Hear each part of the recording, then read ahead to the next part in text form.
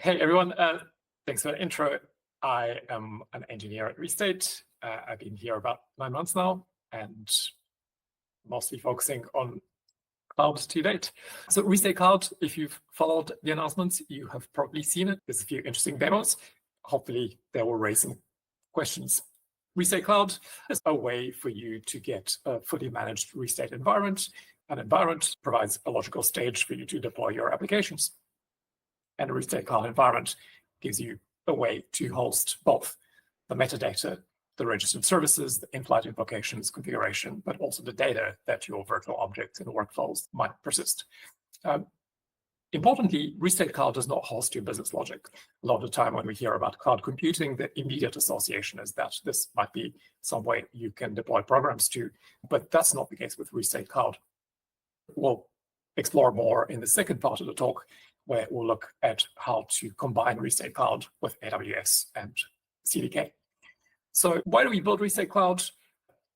We wanted to provide a great serverless experience to go along with the great serverless compute infrastructure integration that Restate offers.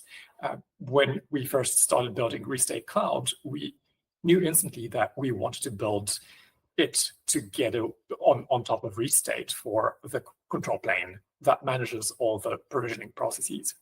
We built the business logic of Restate Cloud control plane on AWS Lambda. What we really wanted to provide developers is the experience of not having to manage your own long-running compute to be able to deploy business logic on a serverless environment such as AWS Lambda and experience the combination of the two, Restate plus Lambda. And so we made it easy, and now you don't have to worry about hosting yourself. It is available right now as a free tier. Importantly, this is not a tier that we want to take away or will remove at some point, or will add pricing for this tier in the future. What we offer right now, we've architected and built with low operational costs in mind, and we hope to continue to offer a level of service that lets you always be able to host your hobby projects, side projects on this free infrastructure. So we provide the managed compute. It's running on shared compute infrastructure with strong tenant isolation.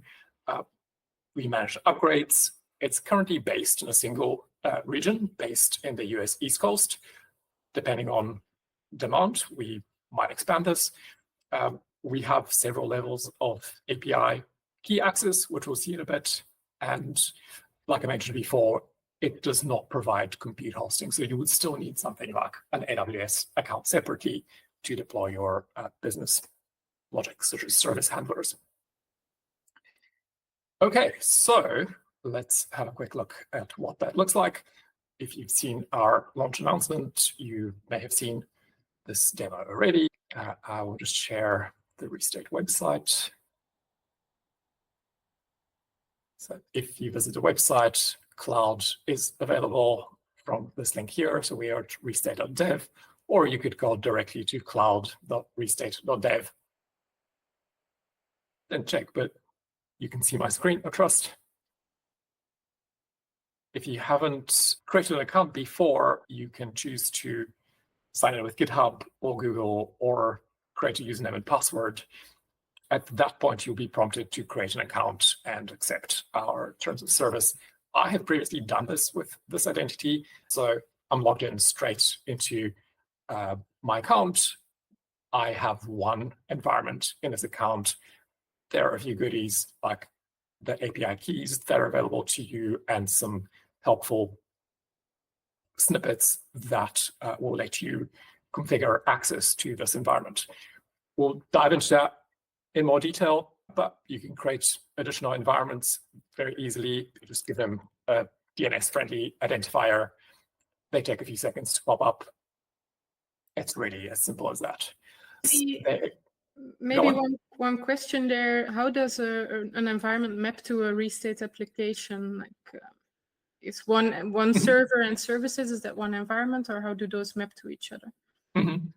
Great question. So today, Restate is not distributed yet. So one environment would map necessarily to one instance of the Restate process. though, as with any server environment, this might migrate around, and depending on workload or migrations, could move to different hosting infrastructure. However, the way you think about this would be similar to how you might think about a shared database service, for example. You could create a development environment and deploy all of your dev applications there, or you might create a single restate environment dedicated to a single large throughput application. Importantly, when we deploy multiple applications to the same environment, their restate components, be that services, virtual objects, or workloads, are able to interact with one another through transactional RPC. If those services were deployed to separate restate environments, they would have to communicate through the ingress endpoint of the other environment. So this is maybe part of the consideration. Do you want to deploy different components and maybe take some of the pain of crossing process boundaries and messaging away, and can you tolerate shared fate there? So I would say one restate environment you can think of based on purpose, based on scale, based on isolation of workloads. One thing I mentioned, you can have different levels of API access, and we'll talk more about what are the different levels later. You can create API keys. Something that is really nice that we have, that my colleague Jack worked on, is that we now have very easy support for multiple environments in the Restate CLI. If you install the CLI through either NPM or Homebrew, you can trivially link it to your accounts, and we'll see how that works in a little bit. And then you can switch between them. That lets you manage them. So I was going to create a key here. Let's do that so you can see what that looks like. Let's create one that can make invocations. You get access to this key just this once. This full string is the complete API key. Make note of it because we do not have it after this point. We only store a hash of that. What you will see in the management UI is just the first portion, which is just the key ID. That's as simple as that. And beyond the API key, it's really no different to just running Restate on your laptop. We also have some helpful snippets that show you what the ingress endpoint is if you want to interact directly from other applications. So far, so easy. Great. So the second part is about using Restate Cloud together with CDK and AWS Lambda. A very brief introduction to AWS CDK. If we were in a real room, I'd love to ask who has any experience with either CDK or other form of infrastructure as code tools. I assume that we've all seen some flavor of that. AWS has for many years had CloudFormation. CloudFormation is a server-side infrastructure as code service. It deals in its raw format, either YAML or JSON. One of the key differentiators for AWS CloudFormation is that it moves the state management to server-side resources. So very much like Kubernetes, where you create some resources and there's a controller that continuously reconciles reality with that. With AWS, you upload a bundle of assets, you define a stack. The stack is the foundational unit of deployment with CloudFormation, and it makes a deployment and makes sure that the infrastructure is driven into that state. So it's purely declarative and it's very verbose.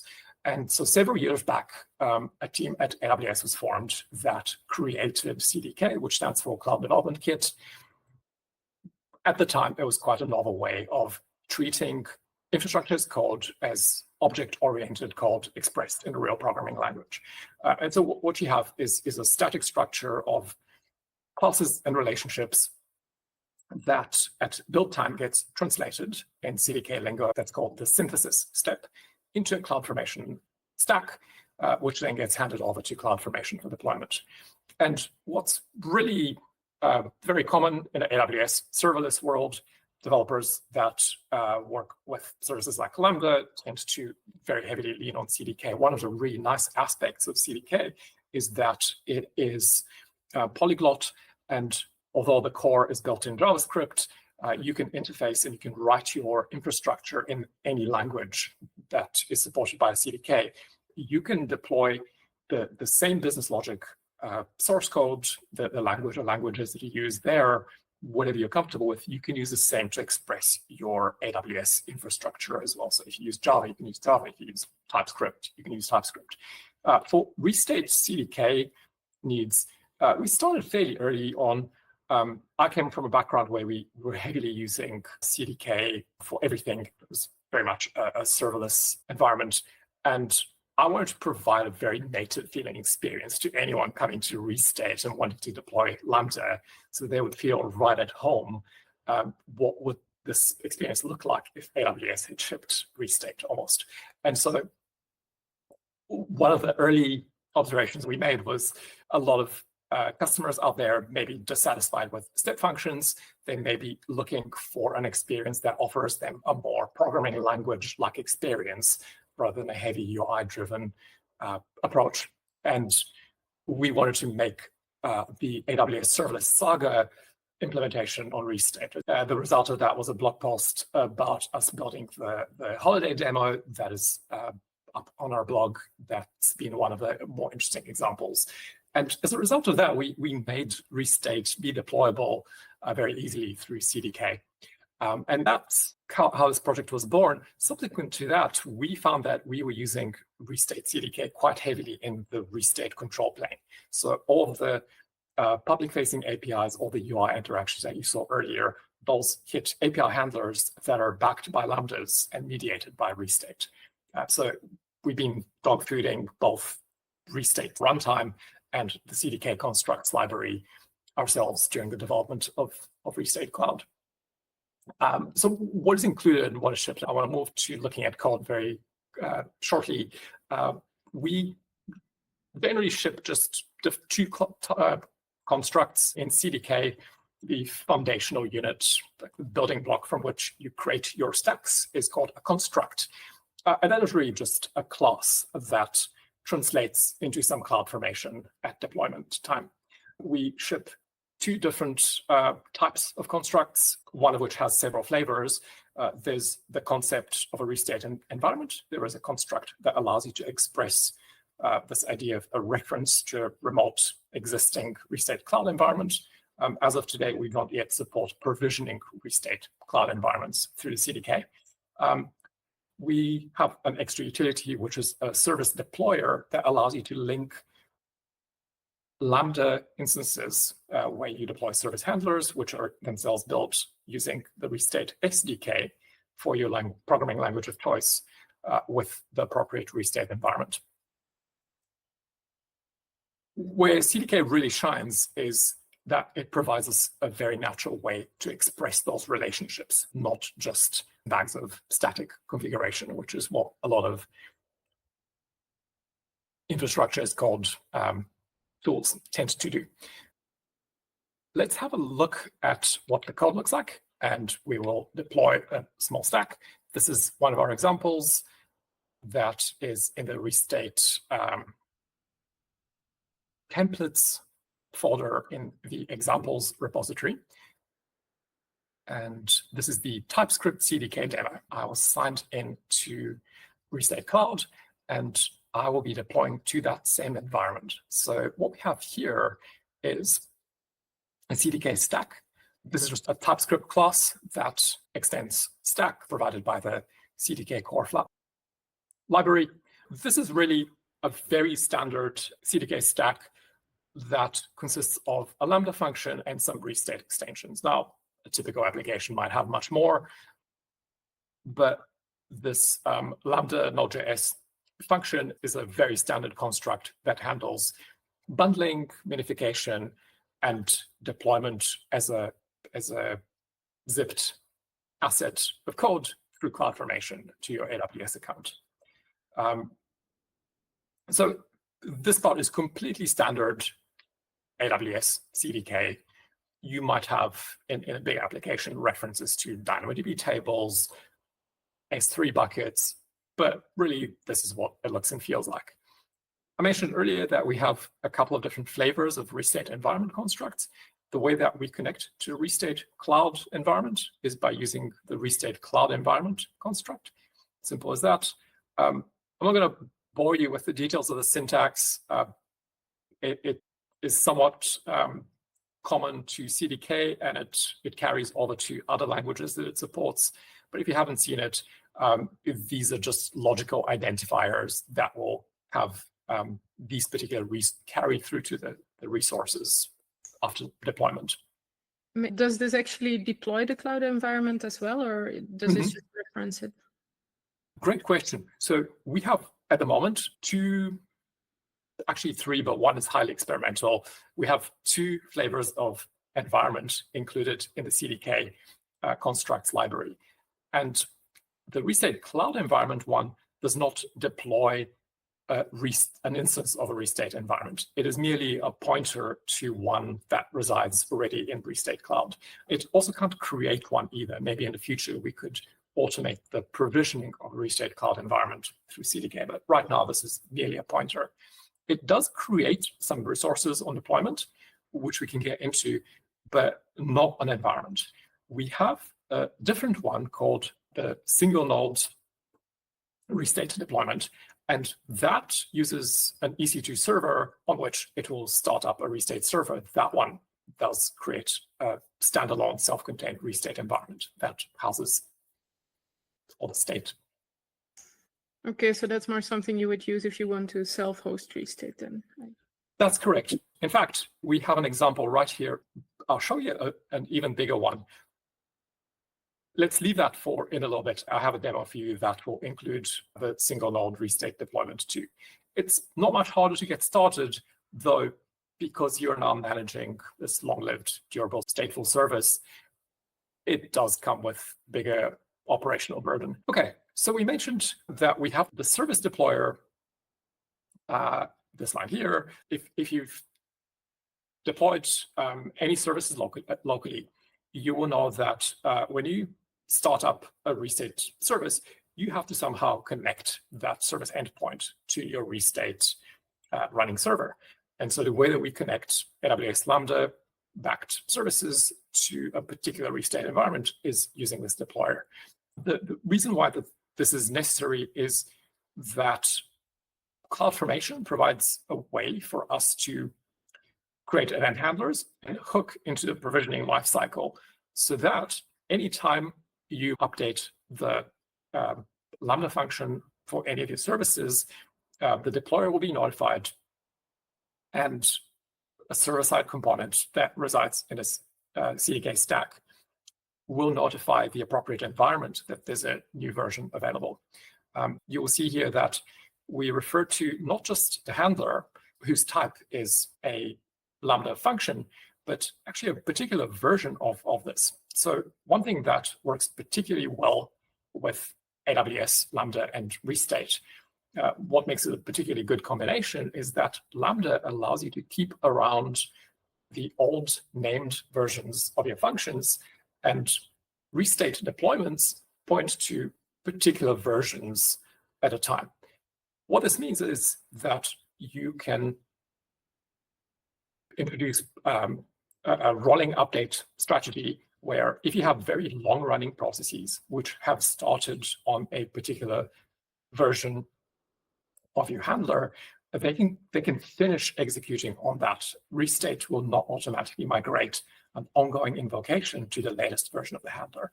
And since AWS only activates those functions when there is an invocation request for the particular version, this is a very cost-effective, very convenient to manage way for you to use them with Restate. Okay, let's see whether this works. I should have actually kicked this off while I was talking. So in my terminal, I have the Restate CLI. So I have the Restate CLI. I have just installed it from the from Homebrew. It's the latest 1.0.2 version. And we mentioned before, we can have multiple configurations. I just want to see which one I'm using. So this one already happens to be pointing at my cloud environment that I showed you earlier. This one ends in K27. But We do also have multiple configurations. You can use the list environments subcommand to see what you have. You can switch between a cloud and a local one. Also, we have the cloud subcommand, which lets you easily import the Restate Cloud accounts and connect any environments you have created to the Restate CLI and easily switch to them. Okay, let's see. So CDK supports the synth subcommand is the way that we get CloudFormation out of this particular stack. And I will show you something cool later if we have a bit of time. This is what the deployment in its raw form might look like. Rather than just showing you, I would run a deployment. Oh, before I do that, let me just show you that in my cloud environment, there is no service yet. So we don't yet have a UI component in Restate Cloud. That is something that we're working on. But for now, I do not have any deployments in my Restate environment to which the CLI is connected. So I will just use CDK deploy to do that. And while that is going, let me just show you very quickly what the handler looks like. So again, if you've built a service, you will know this is not a typical AWS Lambda handler, such as you might write if you were building directly against API gateway events or SQS events or something like that. Instead, you create your handlers using the restate context function signature. You create an endpoint and you construct that handler. In this case, we are using the Restate SDK for Lambda in particular, which translates the Lambda-based inbound events into something that the Restate handler can understand. One thing that you can do here is, if you've worked with Lambdas at all, you might have heard about this discussion about mono Lambdas versus granular Lambdas. So in the earlier days, particularly when cold starts were more of a problem, people were looking for ways to make sure that there are fewer Lambda functions as a way of keeping the runtime warm. And people might have combined multiple operations on the same Lambda handler code. So with Restate, we tend to deploy the same service as a single Lambda handler, and that service might have multiple handlers in it. So it could be a virtual object or workflow with many distinct handlers. In this case, we have just one. You could do both with Restate on Lambda. There's nothing stopping you from deploying either multiple services or combine or split apart handlers across multiple Lambdas. Just something to note. And just like you would with normal Lambda code, in this context here, when the Lambda executes at runtime, it will run under the Lambda execution role. So here it will have full access to, for example, a DynamoDB table that coexists in your CDK stack, to which is AWS Lambda has been granted access. So you would write the code exactly the same. Let's see how the deployment is going. So this Lambda stack is deployed. It has printed an ingress URL.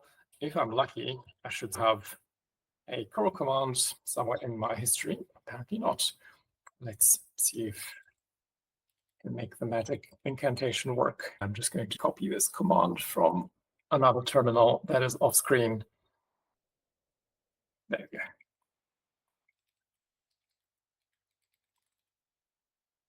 So what is happening here is, maybe we can switch over to a diagram that I have of the setup. What is happening here is we're sending a request, we're hitting the Restate environments, the Restate Cloud ingress endpoint. I think you're still sharing your IDE. I'm hunting for the correct window. Yeah, here it is. Okay. So here's a very zoomed in view of what we have actually deployed. And if we have time and there is interest, we can even look at what this looks like in the CloudFormation service. But we have deployed our Lambda handler. And if we zoom right out, there is a Restate Cloud environment that is able to talk to our Lambda handler. What I was doing with the curl command is hitting the Restate Cloud shared ingress. That is authenticating us, demultiplexing, routing to the correct Restate Cloud environment for my particular API key. And then from there, it assumes a role in my AWS account and invokes my Lambda handler. So the blue box here is the contents of the Restate CDK stack that we just deployed, that we saw earlier. There are a few pieces that are essential to understand as part of the AWS deployment, and they are the two roles, the invoker role and the Lambda execution role. So when we use the Lambda construct in CDK, implicitly that creates a Lambda resource, but it also uses this Lambda will have an execution role, which is what the credentials provided to that code at runtime will determine its level of access. So if you have other resources that this Lambda might need to access, for example, DynamoDB table that has your, I don't know, maybe orders information, you would grant that Lambda's execution role, for example, read and write access. In order for us to make Restate Cloud reach out and invoke your AWS Lambda, we create an invoker role inside your account. And this is the job of the Restate Cloud environment construct in your CDK stack. So it will create an invoker role with only sufficient permissions to invoke the functions that you have deployed to that environment. This invoker role has a trust policy, which is explicitly tied down to a particular Restate Cloud region by means of its own AWS account ID, but also to prevent confused deputy problems. At the point of authentication, it enforces that a particular environment ID is assuming this role, that Restate Cloud is assuming this role on behalf of the specific environment ID. And so that's why it's important to give the Restate Cloud environment awareness. We provide the environment ID so that this restriction can be applied here. The other interesting thing that happens, I mentioned that the service deployer creates a custom resource in CloudFormation. It is backed by Lambda. It has its own Lambda function event handler. And anytime you modify any of the resources, so there's actually a dependency arrow that goes from the service deployer to the Lambda, because it needs to read the resource identifier of the Lambda, and not just the function, but the concrete version that we are deploying. So anytime this changes and CloudFormation creates a new version, the service deployer will receive an event notifying it of that. And it will use the API key that we have provided also in the Restate environment construct to make an administrative call through the ingress point of the Restate Cloud environment to register that service. Anytime we deploy changes, there might be additional handlers. The method signatures might change. We need to do a rediscovery. That is driven by the service deployer. So you might have done that if you have used Restate locally through the Restate CLI using the deployment register subcommand. That's the role of the service deployer component here. Okay, so let's move on to something slightly more complicated and see what it looks like. So we spoke earlier about self-hosting your own Restate, and in fact, that was really the genesis of Restate CDK. So I will show you one of the end-to-end tests that I use when releasing the CDK constructs. And I will show you some new enhancements that will be part of the 1.1 release in the library. Very similar, we have a stack. In this case, this is using a more script style approach where rather than inheriting from stack, I just create stack and I add stuff to it. This is another way that you can use CDK. You don't always have to subclass everything. Once again, we are going to deploy a Lambda. This is just a very trivial one, just for the sake of this example. But because we are now going to be deploying an EC2 instance, we need to have a VPC. VPC stands for Virtual Private Cloud. It's the name for AWS's software-defined networking. And it gives you mechanisms for creating all the networking concepts that you may be familiar with, like networks and subnets and routers and NAT gateways and firewalls in the cloud, so that we can create a segregated secure network that resides in an AWS account, or even spans multiple AWS accounts if need be. So VPC is very complicated because it has to be. And as of some years back, it's the only way to use EC2 in the cloud. Some services like Lambda do not require VPC, but those that are based directly on EC2, such as the various load balancing solutions, for example, require that. And so in this case, we simply look one up that is provided externally into the CDK context, and we use a single node deployment construct to create this. In this case, I've chosen to deploy this instance that will be running our Restate server into a private network that has egress access. This means it will not get a publicly routable IP address. The internet will not be able to reach it directly. However, this instance will be able to talk to the internet because in this VPC, we have a NAT gateway that handles outbound connectivity to the internet. So this might be a very typical way how we might deploy a Restate server that needs to invoke other services deployed over the internet. Of course, if all your service endpoints, like for example, your private Kubernetes cluster or another long-running service handler, was deployed inside your VPC on a private network, we could even deploy this privately. The construct also supports deploying this publicly, but bear in mind that in that case, it will just expose an Nginx listener to the world. It's at the moment unauthenticated, and there is no way to secure it. So that's just a non-limitation. There are many other features here that you can explore. One of the new ones is that we can now provide EBS volume options. So if you wanted to, you could easily specify the provisioned IOPS and the flavor of volume type, for example. So there's a variety of configuration options here. If we use Nginx, we can configure Nginx. We can override the Restate configuration and the EC2 instance configuration. One of the other interesting things we can do is that since we deploy Restate to VPC, we have access to its security groups. Security groups are just a way to create logical groupings of firewall rules inside VPC. This construct by default will create an ingress and an admin security group. And so in this stack, what I have done is I've created a deployer that once again targets this EC2-backed service deployment, and we deploy our Lambda handler there. However, since this ingress URL will now be a private IP address that is not reachable via the internet, I'm going to use other AWS constructs to create a load balancer in front of this instance. And so here's where you can see how this starts to compose really well with other AWS components available exposed through the CDK.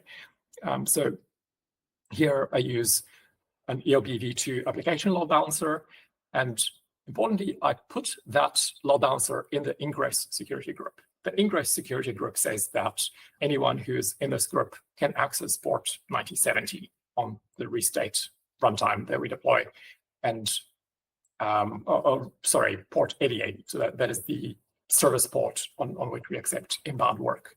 I also create a DNS entry for this server, and I create a proper certificate so that we can use TLS against it.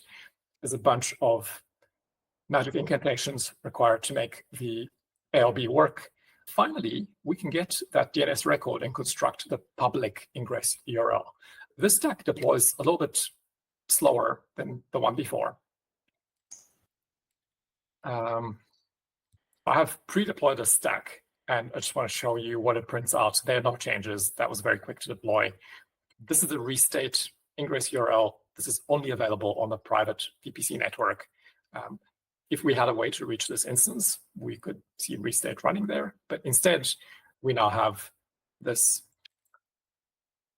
public endpoint, see that my shell history is very helpfully. Let's see if this still works. So now what's going to happen is we're going to hit the application load balancer.